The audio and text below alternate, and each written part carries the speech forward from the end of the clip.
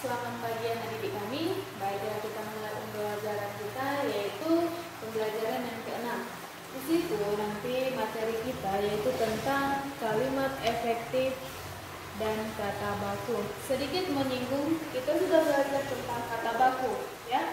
Kita sudah belajar tentang kata baku, di mana kata baku itu adalah kata yang digunakan sesuai aturan atau kaidah berbahasa Indonesia yang sudah ditentukan, atau dengan kata lain itu sesuai dengan Kamus Besar Bahasa Indonesia. Dan ciri-cirinya itu: satu, tidak dipengaruhi bahasa daerah tertentu; yang kedua, tidak dipengaruhi bahasa asing; yang ketiga, bukan bahasa percakapan atau bukan bahasa sehari-hari; kemudian yang keempat, bukan kata rancu. Maksudnya kata rancu di sini itu bahasanya itu jelas, ya. Kemudian contohnya: satu, butuhkan. Ini merupakan tidak baku. Yang bakunya itu apa? Membutuhkan.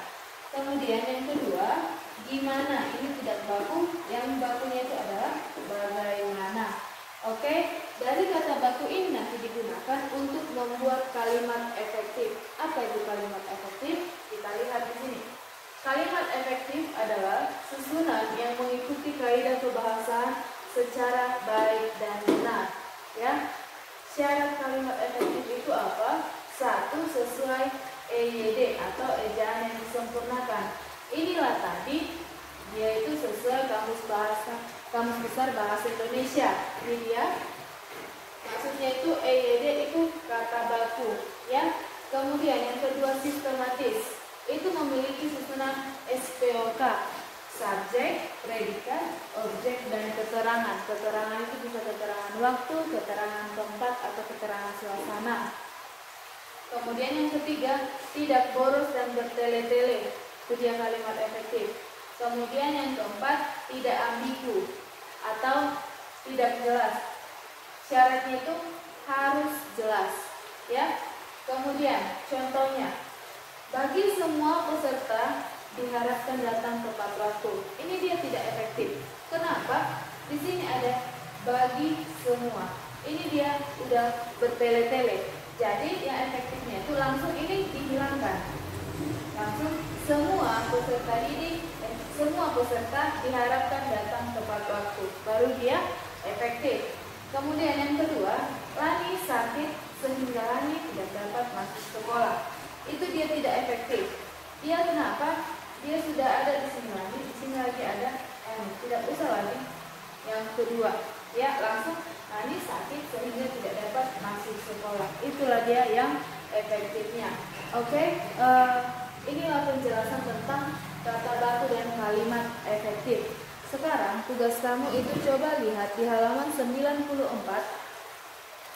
Di situ ada kata non baku dan kata baku serta kalimat efektifnya, ya. Di halaman 94 ini, ya. Kata non baku, kata baku, dan kalimat efektif. Carilah kata non baku yang ada di teks yang ini. Mengapa harus hemat listrik? Di sini ada tulisan yang bercetak miring, ya. Yang bercetak miring itu adalah kata yang non baku. Ubahlah dia ke kata baku. Kemudian setelah itu buatlah kalimat efektifnya.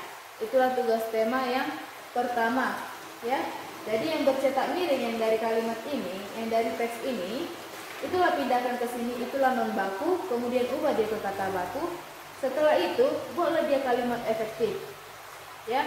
Bisa kamu contoh kalimatnya dari teks ini, teks ini. Bisa kamu buat kalimat sederhana dari idemu sendiri. Itu tugas yang pertama. Kemudian tugas yang kedua itu di halaman 91 sampai 92. Di sini kamu menjawab pertanyaan. Di sini kamu tidak usah menuliskan soalnya, tetapi kamu langsung menjawab. Nomor 1 apa jawabannya? Langsung sampai ke nomor 6. Itu berdasarkan dari teks percakapan halaman 90. Jadi tugas kamu yang pertama yang tadi ini membuat kata baku dan kalimat efektifnya. Kemudian yang kedua menjawab pertanyaan di halaman 91 sampai 92. Itulah tugas tema untuk hari ini. Ibu harap semua mengerjakan dan tetap semangat.